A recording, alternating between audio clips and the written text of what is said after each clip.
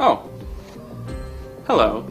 I've been hearing recently that you've had some problems with your memory and concentration. Well, never fear, Alex is here. The following brief tutorial will describe my patented technique for memory and concentration. By following these simple steps, you will be on your way to higher success in your academic career. 1. Where are you? Consider studying in a quiet area as opposed to somewhere crowded where noise might divert your attention away from the task at hand. Here we have a student who didn't pay heed to his surroundings. Look out! 2. What is the state of your environment? It is much harder to stay focused on your work if you are always searching for what you need. Always try to keep your desk clean and orderly. 3. Who are you with?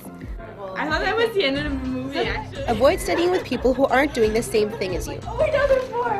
Did you see it 3D? I mean, like, come on. Oh my God, it was amazing. It can be easy to be drawn into a conversation unrelated to what you are working on.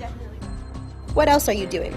Keep yourself on task. You can't expect yourself to be focused on your work if your attention is divided. Alex, I've told you before, shut your Facebook and do your homework.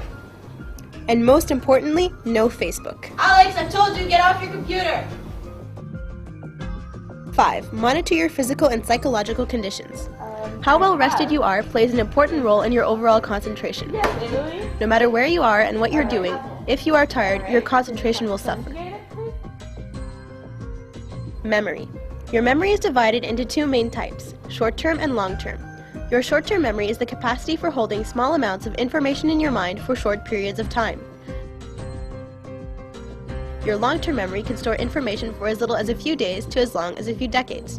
Consequently, you will be engaging both your short-term and long-term memory when studying.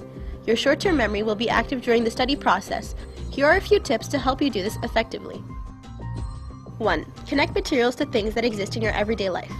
It is much easier to remember complicated material if you can connect things you are studying to examples you see in your daily life. Consider ethylene, a plant hormone that increases ripening in plants.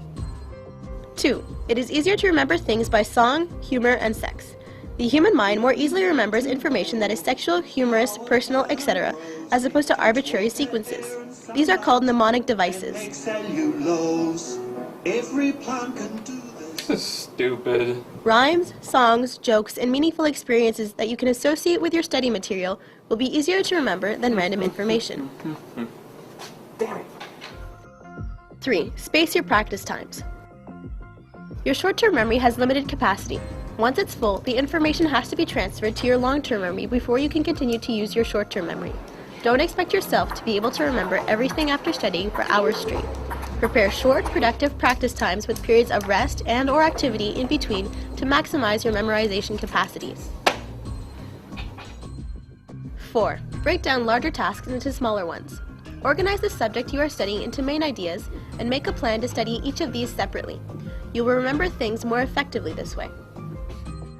5. Understand as opposed to memorize.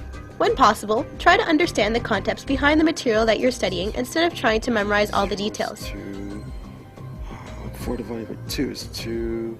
This way, when you come across questions that differ from the ones you have studied, you will have an easier time adapting to the new format. A helpful tip may be to try and generate your own examples when studying instead of using those discussed in class. You sure you're done? Okay. Finally, 6. Sleep. Sleep is probably the most essential ingredient to an effective memory because it consolidates and optimizes the layout of memories. Alright, good night, Mom. Good night, sweetie. Studies have shown that students who suffer from a lack of sleep generally have lower grades and impaired concentration.